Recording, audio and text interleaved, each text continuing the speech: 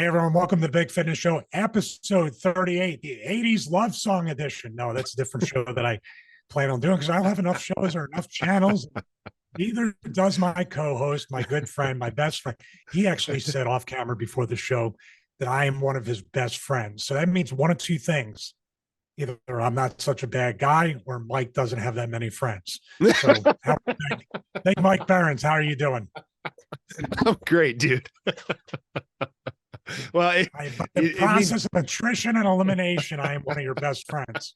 It's kind of both. I mean, I don't have a lot of people that I consider close friends, but you are a pretty decent guy too. So I meant it. You are one of my best friends. So it's well, I feel the same way about you, and I think both of us have plenty of online friends. I have Xbox Live or people we podcast with, but definitely we have to make it a point. Hopefully not when it snows 2 or 3 feet there, that we get together either here in Florida or out there in Illinois, and we start making a bunch of content together in person, because I think that would be a great next level to not only the Big Fitness Show, but our individual channels as well. Yeah, that would be awesome. We definitely need to do it. And you can come right now if you want. There's snow on the ground. It is, it's actually up to 31 degrees right now. But this morning it was 21 and yesterday it was 11. So you're welcome to come visit anytime you want. Well, I want to show that it was 40 this morning, so it hasn't even hit. And now it's getting to a chilly 61 degrees here in Florida. So I'm wearing not only a jacket, I'm wearing sleeves. Oh my gosh. Yep. Much like your best friend at Survivor Series. It's sleeve wearing time. There you go. Yeah, that's a topic for another podcast that I'm sure I do want to I'm gonna do it right now. I want to congratulate you for getting that opportunity, and also getting another opportunity, hopefully later this month, which I pray each and every day that you right the wrong from many years ago and you get that tryout, you nail it, whatever God has in store, the result of that.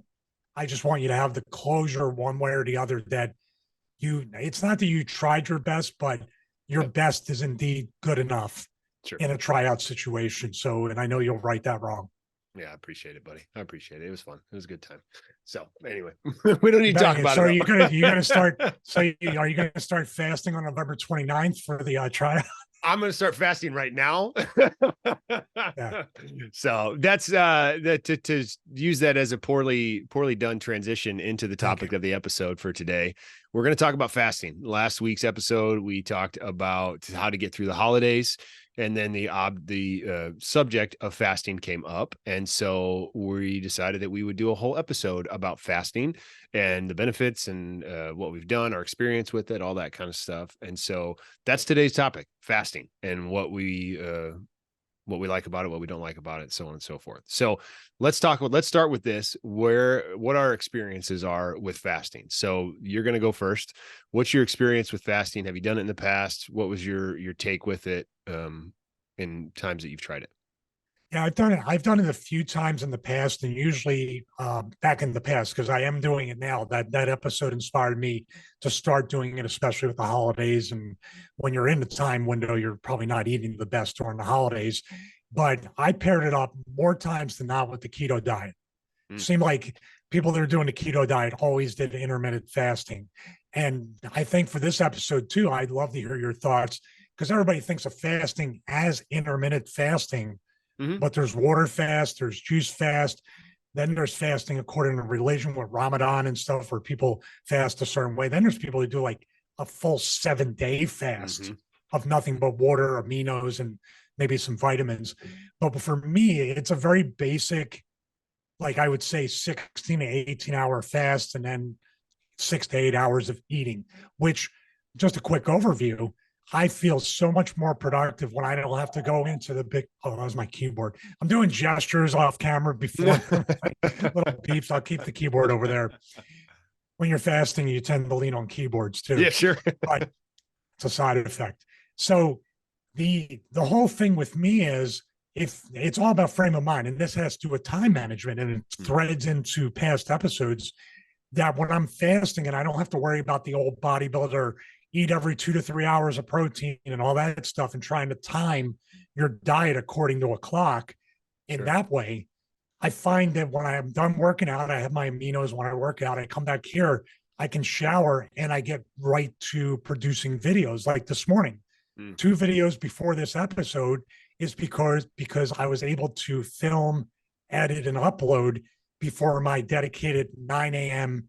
uh, breakfast. There you go. sure. You're breaking Yeah. your fast. Right. So 9 a.m. But from 7 a.m. to 9 a.m., I was just doing that because I wanted to not only not think about food, but I needed to get stuff done and I didn't have to worry about my next meal. Sure. I know it was a long drawn out thing, but that's essentially the way my fast has started since the last episode. Yeah, no, that's great. And I mean, I think that's a great way to do it too. I mean, I've done fasting in the past, very similar to what you're talking about. I'm doing it right now. I haven't eaten anything this morning. Technically, though, I have broken my fast because I drank a Focus that has 5 calories in it. So there's a gram of sugar. So technically speaking, I broke my fast, but I'm on a food fast right now. So like I haven't eaten anything. And I really notice a big difference when I haven't had food and I feel like I'm more dialed in, more focused, more on what I need to do. I can wait. I have more energy, I think, in the mornings, and I'm clearer headed, if that makes sense, when I'm fasting. And so I stopped eating last night. What time did I stop eating?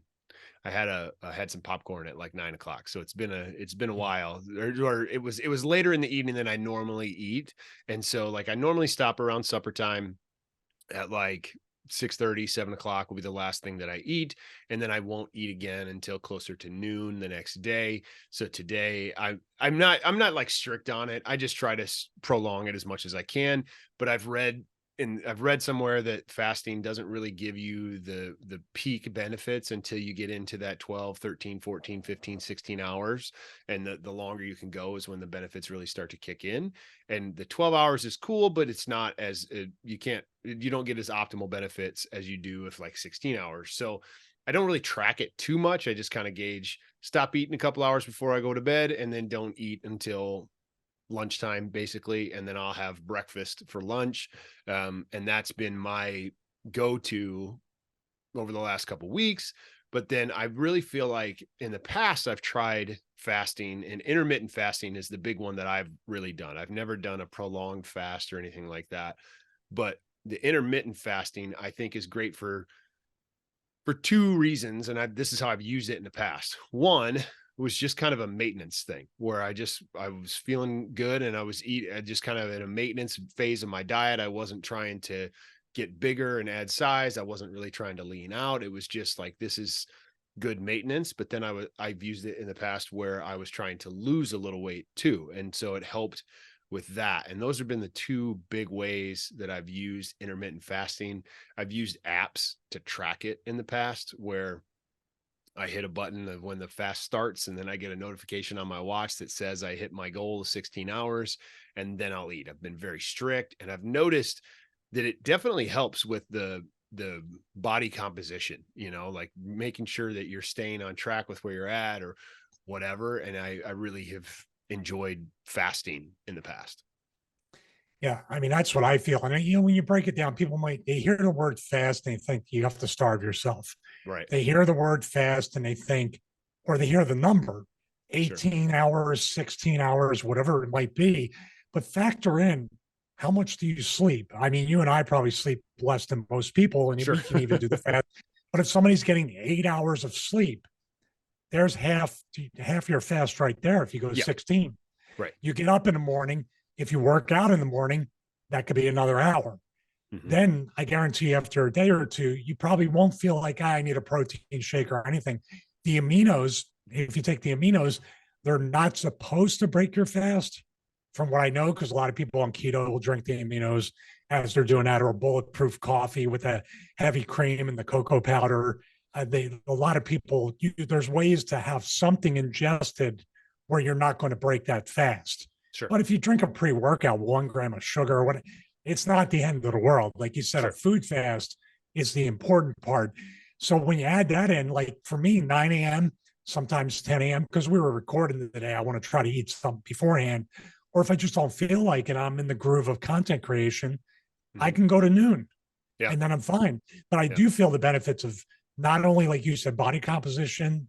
I'm not really in a weight loss, weight gain type thing right now. But what I am in is with my immune system, with cellular regeneration, because when you're fasting, your body has a chance to reset. And that's why I was interested. We can just touch on those longer Yeah. fast. But when somebody says do a 7-day fast, like they said, it resets your entire immune system, resets your metabolism, resets everything as far as cellular regeneration and all those fancy things. You're literally just resetting your entire body. Yeah. So, Yeah. but It's those are it's one two. Those are, oh, jeez, I'm killing everything. of Italian hands talking everywhere. I'm not, if you want me to act like a cat and knock things off your table, let me know. Yeah, the extended fast is one that I've never done. The longest fast that I've done was, I think I did a full 24 hours one time, not intentionally though. I was traveling for work and I went I had stopped eating the night before. I had just drank water in the morning and I hadn't eaten anything for over 24 hours. I want to say it was like 27 hours that I had gone without eating. Wow. Because of traveling, and I was in the airport and I didn't want to buy the airport food. I didn't pack ahead. Mhm. And then I got picked up at the airport, and then it was, oh, we got to go pick up so and so, we got it, whatever. And he had things to do. And then finally got to the restaurant to eat breakfast. And it had been a full day since I'd eaten anything. And I ate 3-4 plates of food and just ate like a crazy man. But it wasn't intentional. But I do remember feeling good. Like I do remember feeling like my body felt good. The little bit of hunger that I was feeling wasn't over the top. Like there was definitely a point in the extended fast, and even for shorter fast of like the 16-hour fast, I always find that at about a 10, 12 hour, well, maybe 12 hours, I find that I feel like, okay, I'm hungry. I need to eat something right now. But then once I push through that little bit of time, getting to 16 is a piece of cake once I get through that 12, and I'll just drink some water or something like that to get me through. But the extended fasts, I've never tried one, but I'm I'm kind of interested in trying one. And for a couple reasons. Because I've heard a lot of great things about extended fast. Telling you, we need some of those throat lozenges. We gotta get they I gotta never become a show emailed them. sponsor. I'm too busy emailing Paige Hathaway for a meal service, but I'm going to email Pine Brothers. They're right over here, and I never open the bag, so they're doing me a lot of good too. Yeah, right. So anyway, so like the extended fast, I'm definitely interested in trying one because I've heard so many good results about extended fasts. And I'm talking 3 to 4 days where you just drink water or you just have bone broth or whatever. And those kind of fasts, the results are crazy. I was Dana White, the guy who owns the UFC, like he posted something the other day on his Instagram about how he did like a 3-day fast and it was just water, or it might have been bone broth too. I don't remember exactly what it was, but it was a 3 to 4 day fast. And the visual results in his physique changed. His stomach shrunk. Like he's in good shape as it is, right? So like it wasn't a drastic, like insane difference, but over 3 to 4 days, totally reset his body. He said he felt great. And so it really makes me intrigued. Then I watched the show. I can't remember what the name of it, but it was the Chris Hemsworth show on Disney. It was a National Geographic deal. Limitless is what it was called. And he does a 4-day fast in that period of time. And the benefits are it sounds like the benefits are awesome. He talks to Dr. Peter Attia, who is a known person in the fitness space. He has a podcast and drops a bunch of knowledge and stuff, but they rave about the results that come with taking extended fasts, intermittent, like not consistently, doing it once or twice a year and trying these different fasts. So I'm interested. I don't know if I'm gonna, but I'm interested in trying it someday. What's your thoughts on this? Because this is my unscientific, I guess, observation of a fast. And you might know this because of your wife's, condition with diabetes and everything. Sure. Do you think that all that stuff happens as far as belly bloat goes down, you get a little bit more vascular, you feel like everything is kind of more efficient and you're not bloated and all that stuff. Do you think it's mainly because when you don't eat, or when you do eat more specifically, you're spiking that blood sugar and that insulin each and every time? Mm. So like when that's absent for 16, 18 hours, or in this case, 3 to 4 days, do you think that that is also something, because we eat a lot of stuff and retain food that we don't realize? We couldn't go on a 4 day fast if we were metabolizing the food so quickly. Sure. So we're literally burning off all the garbage within that 3 to 4 days. Is that Yeah. semi accurate what I'm saying? Yeah, I think it gets our bodies a chance to reset where you're not consuming food, because when you consume food, you're in burn mode and it's constantly processing the food that's there and doesn't have any chance to get at anything else and get any other toxins or inflammation or out of your body. And so I've used this illustration before with inflammation, to where if you're eating and you're eating inflammatory foods, if depending on what your diet is, if you're having to have a healthy diet or not, if you have any type of inflammatory foods, your body, when you consume that, has to then fight that inflammation, release the insulin to deal with it and all that kind of stuff. But when you stop eating for a little bit, it gives your body a break from dealing with the new stuff coming in to now go deal with any other inflammation that's happening in your body that has been there for a long time, because inflammation takes a long time to go away. I was at a doctor's office for a physical one time, and they told me that he was at a clinic about inflammation, and they said that even a cheat meal, the inflammation from a cheat meal is still there a week later. So you can stay inflamed if you only have a cheat meal once a week. You can stay inflamed for the entire, like, just your inflammation never goes away. Have you Right. felt that way after Thanksgiving? Because I did. Dude, Ton. yes. It's Yes, not Thanksgiving was brutal. it's not even a week right now. Right. So, So, but I'm like, sorry. no, it's fine. But it gives your body that chance to reset. And if you think about it, let's just think about it common sense wise for a second. If you're constantly dumping in and dumping in and dumping in, and it has to fight this back, and let's use a dam. If you're trying to dam up the river and there's river constantly coming, it's harder to build that dam, right? But if the river stops coming, you've got time to build the dam up plenty, so that the next time it comes, it's better, and it's a better barrier for you to be able to fight against the inflammation that's coming.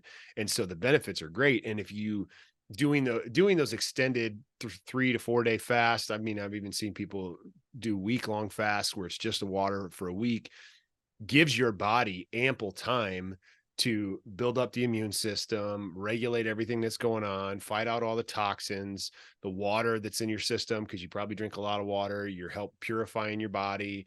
So there's definitely incredible benefits to it. But then on a shorter term, the 16-hour fasts kind of do that every day too. So there's a lot of benefits from an inflammation perspective. And so, yes, I think it definitely helps. To answer your question, it definitely helps with controlling all of that. You and I love the workout, though. This is the one thing about the 16-hour, 18-hour fast or whatever is one thing, because we do like to work out. We work out every day. We're active. That's a full load to take on, to not eat for 3 days straight, 4 days straight. That's what I mean. Like, lots of people go, oh, you don't have to work out, go to the gym. You just do your 3 day fast or 7 day fast, and you're going to be, and I understand that, but mentally and emotionally, not only physically, getting to the gym every day and be able to work out does just as much, if not more, good than resetting my body with a 1 week fast. So for me, the 16 or 18-hour one, or maybe a full day at times if I'm not lifting, but that's where my hang up is, that I don't want to sacrifice my routine that I enjoy, which is working out, because you can do a lot of damage if you're not feeding your body and you're doing Wendler 531 and you're doing your compound lifts, or you're doing CrossFit and you're not feeding yourself any supplements. Like, you have the Exendor and stuff in recovery and stuff like that, but that has either the sweet potato type kind of naturally occurring carbs or other things that's going to break the fast, no matter how clean it is. So you got to be careful, because if you like to work out, you could put yourself in a potentially dangerous situation over the course of 3-4 days.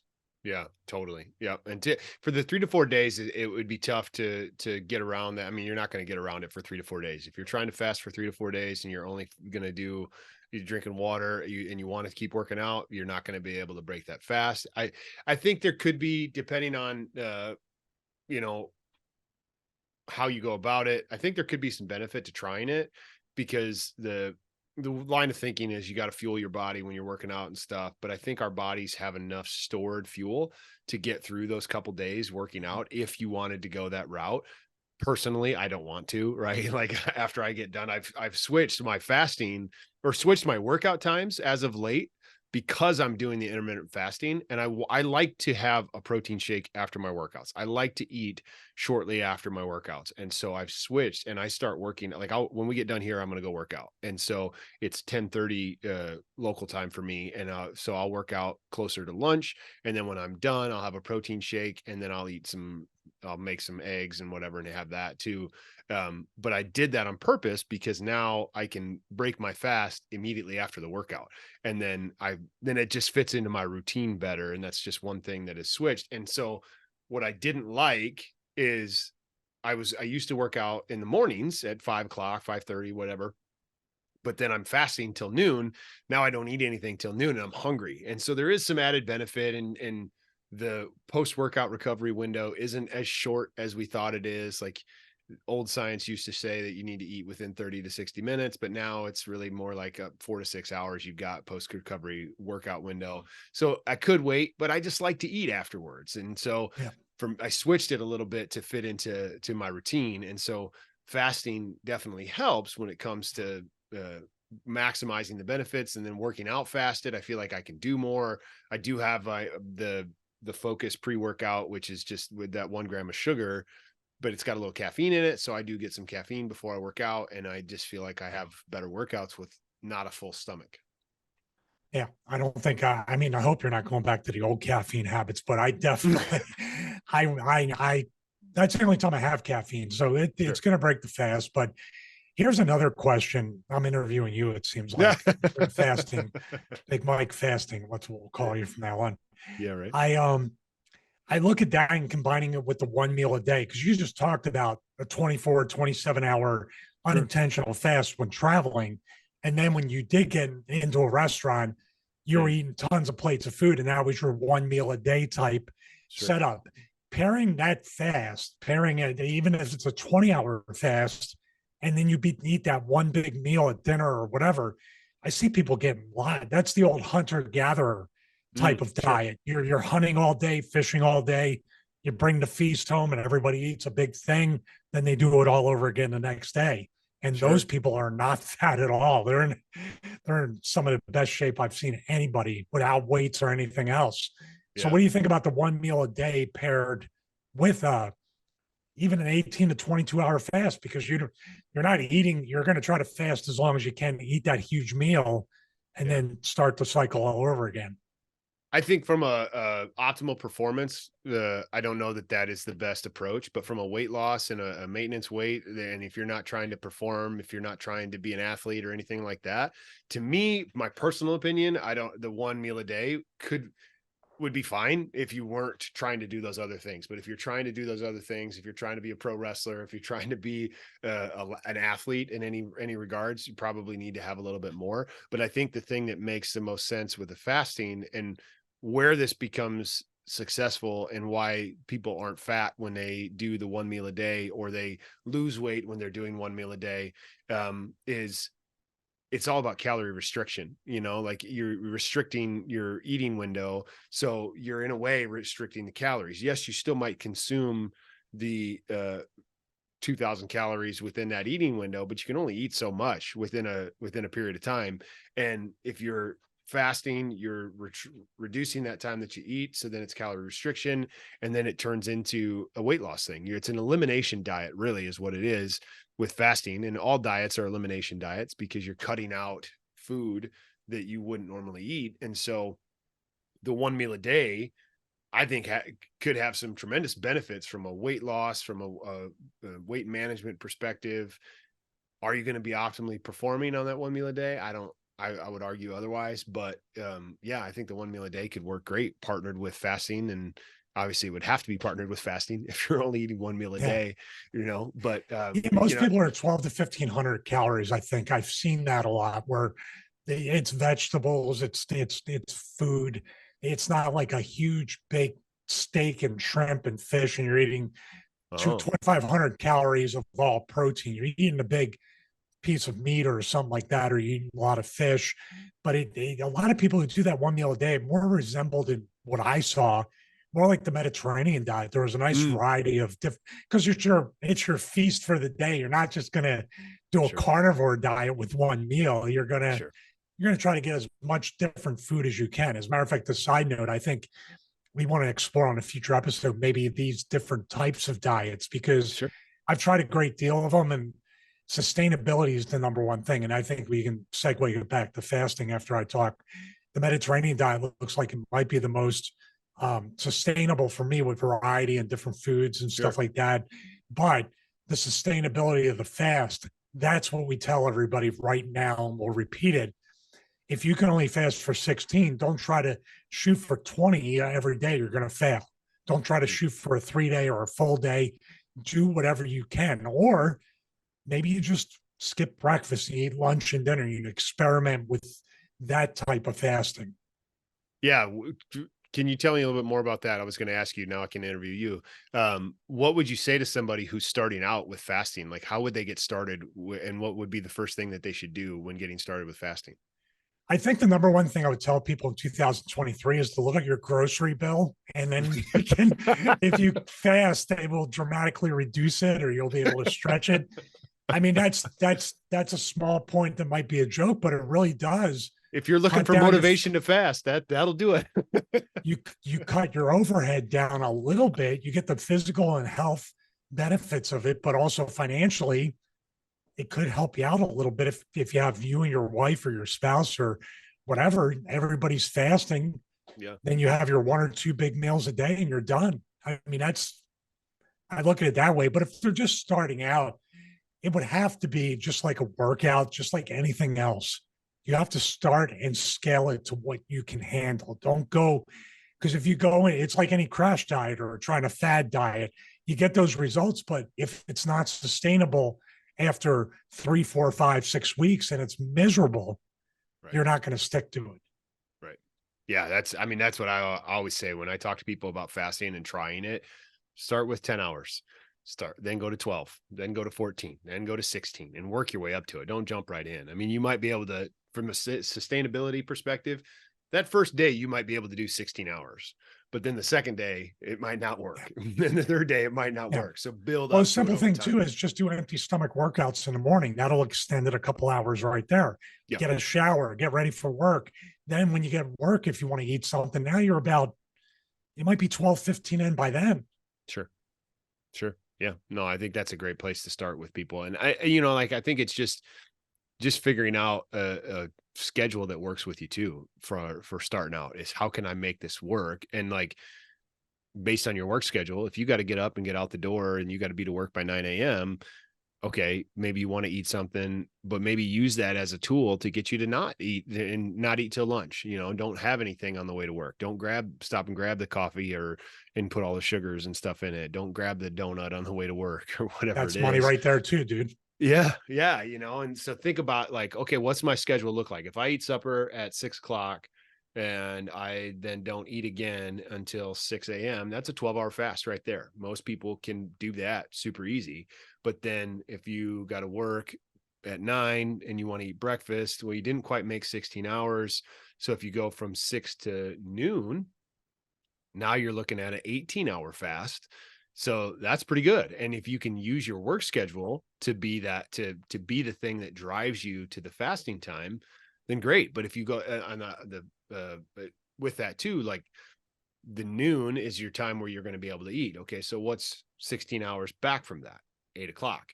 So now you stop eating at 8 o'clock every night, and it gives your body a little break before you go to bed. Let's say you go to bed at 10, you got 2 hours of just chill time where your body can process all your food. It can start the digestive process, and then your body can just work on repairing itself overnight. And I think those are the things that you just got to think about when you're starting out, is like, how does this logistically look and fit into my life? Yeah, you brought up traveling and us being, in the business that you're still in and I was in, you trying to save all that money. I mean, we joked about the whole thing with inflation and groceries, but airports have always been expensive and the food is garbage most Sure. times. Restaurants, other things. So if you can, as a wrestler, we're looking at ways we can eat well. I would always recommend, if you're traveling, maybe doing a meal delivery service, even though it's expensive, and taking the 1 or 2 meals per day option, bringing that on the road, get a little cooler. Then when you're flying and doing all that stuff, you don't have to worry about the snacks and eating and the plain food, or it's incredibly expensive and it's not filling and it's not good. But if you have that microwavable meal and you can get to even a convenience store, I've done that before, microwave one of Yep. the meals at a convenience store, buy a water or whatever. Or if you're a wrestler and you wait till you get to the building to eat catering, you were in catering not too long ago. So, and then you can save that money and you eat then. And then when you're done work at night, you don't have to worry about finding a restaurant. You can get back to the room and get some sleep, get up and work out in the morning. It becomes much more efficient on the road because the number, let's say what it is. I mean, obviously delays and all that stuff when you're traveling, but the three biggest things that are frustrating to anybody traveling is finding your hotel and getting to that hotel at a decent time. Getting a good night's sleep is kind of a 1B.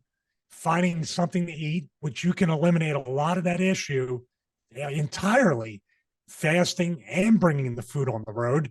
And then the other thing is finding the gym, which usually, if you get a good hotel gym, you're already done. So now you're 3 times more efficient on the road than you would be just by adding fasting and a little bit of meal prep, and you're saving a ton of money.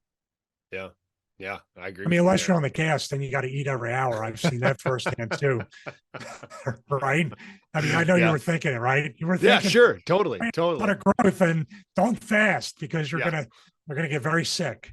Well, but that brings up a good point. Like, if you're trying to bulk up, if you're trying to gain some mass, gain some size, build some muscle, whatever it is, I mean, go ahead, get on the gas if that's what works for you. But from an eating perspective, fasting might not be the best approach to do in that time of life, right? Like, if you're training for a competition, if you're training for a sporting event, if you're training for CrossFit competitions you got coming up this weekend, or you're training for a marathon or whatever it might be, fasting might not be the best approach for those training methods, but figure out what works for you. Again, it's different for everybody, but if you're trying to put on size, like for example, a few months ago, I was in a building cycle where I was trying to bulk up, trying to put on as much size as I could. I didn't fast. I ate pretty consistently throughout the day because I had big protein goals that I want to hit. I weigh 265 pounds, so I try to get 265 grams of protein every day. And you got to eat a lot. It's hard to do that in a short eating window to get that much protein and for your body to actually digest it. Now, your body can digest anywhere from 20 to 40 to 50 grams of protein in one sitting, right? So it depends on your body size. That's still over 5 meals you got to eat of 50 grams of protein. Right.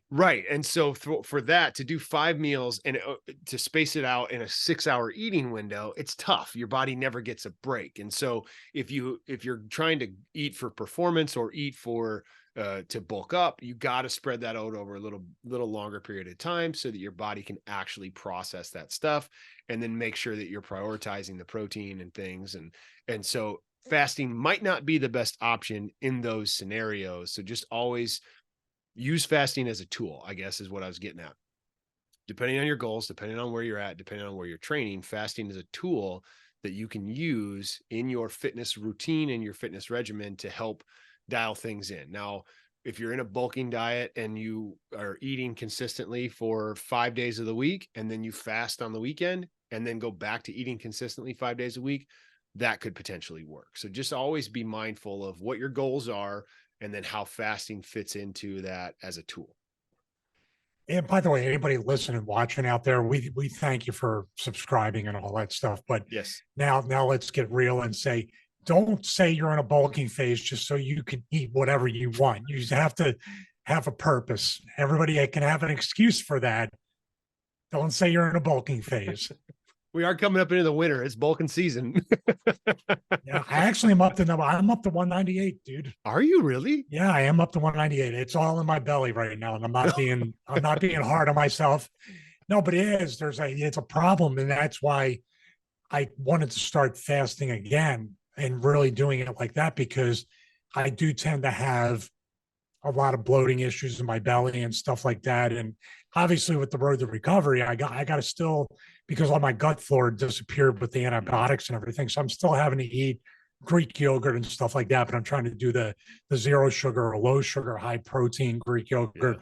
But I need to take in probiotics. So I have a very difficult balancing act of trying to get the weight back on, but not too much too quick and not in the wrong spot. So the fasting definitely helps out with that, because I don't feel like that's another point. If you're fasting and then you're in that 6 to 8 hour window, you're not going to feel like you need to snack. You're not going to feel like you need to do stuff. Every calorie has to have a purpose, because now it's quality over quantity time. Whatever I eat, it has to have, like you just said, 265 grams of protein.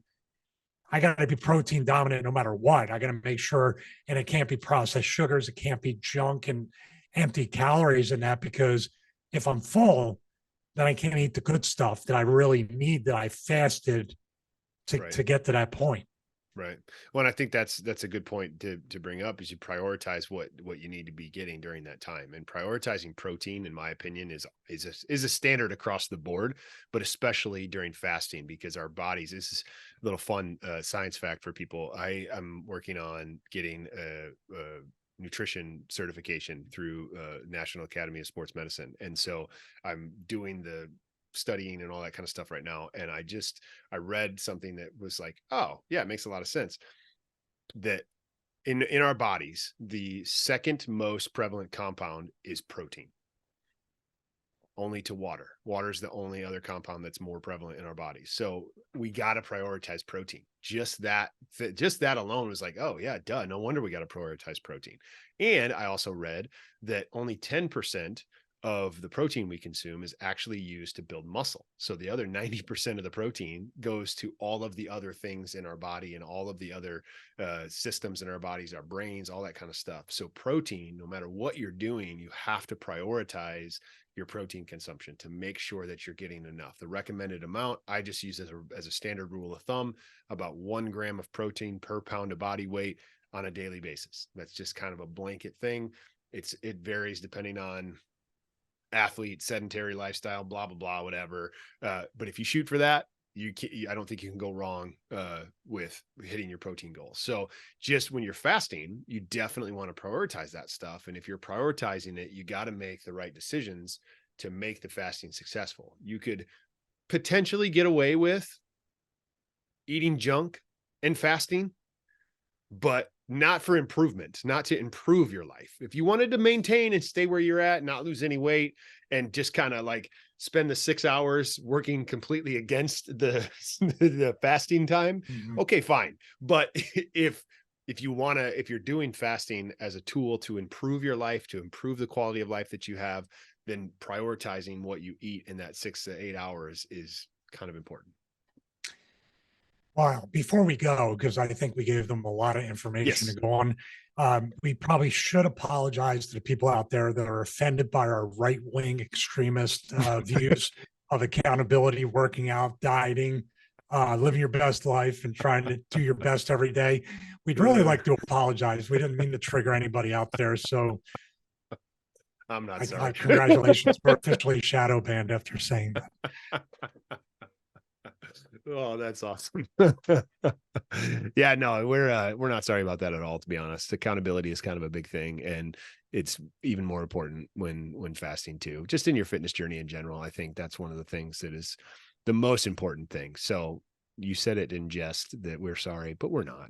We're just No, not. we're not. We're not. As a matter of fact, I'm almost done the Warrior Poet book, and that'll be a Oh, book nice. review coming up.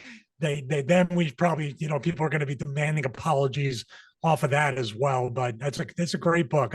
Yeah, it's one of the books. I know I'm not a fast reader, sure. but I'm trying to take it in. It's almost like a workbook to me now when I read through stuff. And as a matter of fact, for the tech channel, I'm going to start, because I have a bunch of voiceover microphones like that. I don't know if anybody noticed that a lot of microphones I go through, but Mike seems to notice every week. Yeah. It's a new record. It's like 4 Yeah, you've had episodes. this one for like 5 or 6 episodes at least. Yeah. But part of the tech channel is I'm going to be reading passages from the book, like Warrior Poet book, from the Bible, other things to be able to test the microphone. So I'll be sneaking in my little faith-based, my faith-based, controversial, things, whatever they're called. I don't know. I love it. The book is a good book. I've now They're listened knocking to on my door now. Oh, they're here. How dare you believe in anything? Yeah, no, for sure. Yeah. I will be excited when you get done with the book, because then we can talk about it fully. And I enjoyed it so much that I'm on my 3rd listen of it, because I do the audiobook. And so I'm on the 3rd listen through of it. And it's just good. It's just really, really good. So I would love to talk about it on an episode and kind of. I'll do my best. I'm enjoying it. I should have did the audiobook, but I'm trying to do the hard thing that I don't like to do, is sit down and literally read. So I'm trying to do that. We did an episode on that, as a matter of fact. Exactly. So I'm exactly trying to not be a hypocrite. only a right-wing extremist with fitness. That's it. Right. I'll let you take us out before I get us in more trouble. More trouble. Yeah. More trouble. Well, hey, everybody, I appreciate you tuning into this week's episode. Use fasting as a tool. Do your own research on it. Check into it. We just shared our experiences, and we think it's a great tool to use and can definitely help with results. So check it out. And if you got questions, shoot us an email, thebigfitnessshow@gmail.com. We're here to answer any questions that you might have. Leave us a comment. If you have a question there, you can comment on the channel. And always, if you get value from this, share it with somebody that might get some value with it too, to help us grow the channel. And as always, for myself and the Getting Bigger, Big Stevie Cool, thanks for tuning in, and we'll see you in the next episode. Look at that. There it goes. Right there. I'm trying 13 inches. Bye, everybody.